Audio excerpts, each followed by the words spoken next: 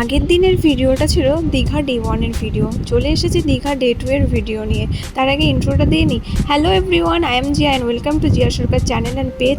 আশা করি তোমরা সবাই খুব ভালো আছো আর আমিও খুব ভালো আছি। ছোটা ভীম ছোটা ভীম। পরের দিন সকালবেলায় নিউ দীঘা থেকে ওল্ড দীঘা আমরা যাই এবং সেখানে যেতে না যেতেই ওনার খিদে পেয়ে যায়। আর এত সকালবেলায় ব্রেকফাস্ট কি করবে তার সন্ধানে বেরিয়ে পড়ে। আর ওল্ড দীঘাতে বিচের পাশে এত সকালবেলায় ব্রেকফাস্ট করার মতো কোনো দোকান আমরা তো দেখিনি।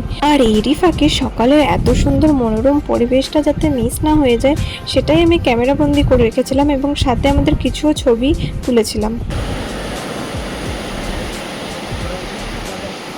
জায়গাটা সত্যি খুবই সুন্দর ছিল, তাই কিছু ছবি স্মৃতি করে রেখে দিয়েছিলাম। নারিয়েল পানি খাবো, নারিয়েল পানি বলো, নারকলের জল। ব্যাপারটা হচ্ছে বিচের পাশে এত খোঁজাখুঁজি করেও তিনি কোথাও ব্রেকফাস্ট করার মতো কিছুই খুঁজে পাননি, মানে কোনো দোকানপাট কিছুই ছিল না। তো হঠাৎ করে মনে হলো যে চলো নারকেলের জল খাবো, ডাব খাবো। তো সেটা নিয়েই আমরা হাসাহাসি করছিলাম। বিচের পাশে অনেকেই আছে এরকম যারা ডাব বিক্রি করে, আমরাও চলে গেছিলাম। আরেকটা জিনিস, এখানে তোমরা নিজেরা নিজেদের মতো যদি বার্গেনিং করে নিতে পারো তাহলে তো খুবই ভালো। আর বার্গেনিং না করতে পারলে ব্যবসাদাররা দোকানদাররা যা চাইবে সেটা দিয়েই খেতে হবে, কিছু করার নেই। তো আমরাও এখানে বার্গেনিং করেছিলাম, আই থিঙ্ক 10-20 টাকার মতো কমিয়েছিল। তো আমরা সেটা নিয়ে পরে কথা বলছিলাম কাকুর সাথে, আর আমি দেখিয়ে দিচ্ছিলাম কোনটা কোনটা নেব। তো আমরা দুটো নিয়েছিলাম, যেহেতু আমরা দুজন ছিলাম তাই দুটো ডাবই নিয়েছিলাম। জল মিষ্টি না হলে কিন্তু উল্টো 50 টাকা মাইনাস হয়ে যাবে, বলুন এখানে একদম এই যে অন রেকর্ড। জল যদি মিষ্টি হয়, হ্যাঁ মিষ্টি হলে হ্যাঁ তোমার দাম থাকবে, মিষ্টি হলে ওই যে 10 টাকাটা চাইলে হ্যাঁ ওই 10 টাকাটা রিটার্ন পাবেন। ভালোই মিষ্টি হবে, খেয়ে দেখো, গ্যারান্টি দিয়ে বলছি ভালোই মিষ্টি। কিছু কিছু ব্যবসাদাররা হয় অনেক খিটখিটে বদমেজাজি, কিন্তু এই কাকুটির সাথে আমরা অনেকক্ষণই ছিলাম, কথা বলছিলাম। কাকুটি সত্যিই অনেক ভালো, আর উনি যেহেতু গ্যারান্টি দিয়ে বলছিল জল মিষ্টি হবে, সত্যিই জল অনেক মিষ্টি ছিল। ওল্ড দীঘাতে ডাবের জল খেয়ে তারপর আমরা চলে এসেছিলাম রুমে, কারণ আমাদের নেক্সট লোকেশন ছিল উদয়পুর। আর উদয়পুর যাওয়ার আগে আমাদেরকে ব্রেকফাস্টও করতে হবে, তাই আমরা ব্রেকফাস্টও করে নিয়েছিলাম। আর এরপর আমরা বাইক নিয়ে বেরিয়ে পড়েছিলাম উদয়পুর যাওয়ার উদ্দেশ্যে। এখানে একটা জিনিস বলতে হবে, বাইক নিয়ে গেলে নিজেদের সুবিধা মতো যেখানে খুশি সেখানে যাওয়া যায়, কারোর জন্য ওয়েট করতে হয় না কোনো কিছুর জন্য, মানে সব কিছু ধরাছোঁয়ার বাইরে। আর উদয়পুর পৌঁছানোর পর আমরা পড়ে গেছিলাম টানাপোড়েনে।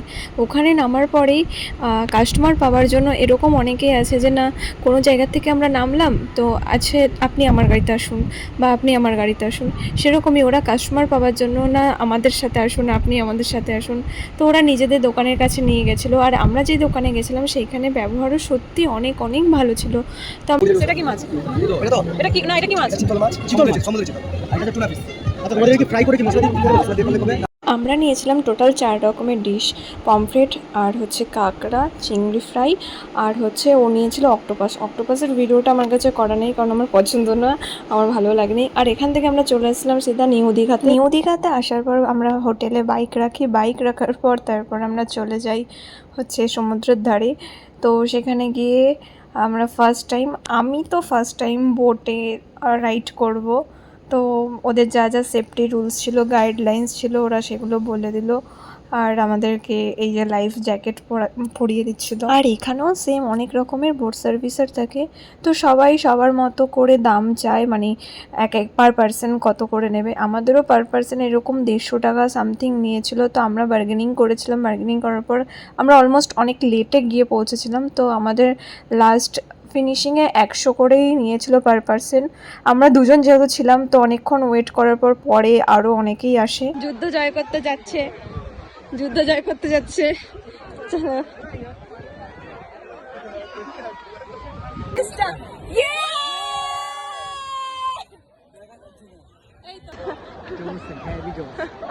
দীঘাতে প্রত্যেক বোট সার্ভিসারই মনে হয় আপ ডাউন মিলিয়ে 4 কিলোমিটার টোটাল ঘোরায়। তো আমাদেরকেও 4 কিলোমিটার ঘুরেছিল, কিন্তু 4 কিলোমিটারের কোনোটারই ফিল নিতে পারিনি। দড়ি ধরে বসো।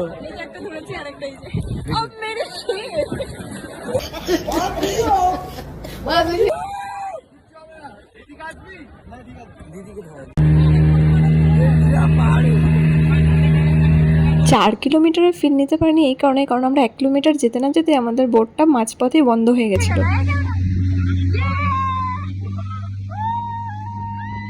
বোট রাইড করার পর 3 থেকে 4 ঘন্টার মতো আমরা ওখানে স্নান টান করি এবং আমরা রুমে এসে এতটাই টায়ার্ড হয়ে যাই যে ঘুমিয়ে পড়েছিলাম। আর ঘুম থেকে উঠে যখন দেখি তখন অলমোস্ট 9:30 থেকে রাত্রি 10টা। তো আমরা তুরন্ত বেরিয়ে, কারণ আমাদের সেদিন লাস্ট ডে ছিল। বেরিয়ে এসে আমরা চা খাই এবং এটাই ছিল আমাদের লাস্ট ভিডিও ডে 2 এর পরের ভিডিও আসবে ডে 3। তো আজকের মতো টাটা, সবাই ভালো থেকো। আর ভিডিও ভালো লাগলে লাইক কমেন্ট শেয়ার, আর চ্যানেলটিকে অবশ্যই সাবস্ক্রাইব করে দিও আর পেজটিকে ফলো করে দিও। টাটা।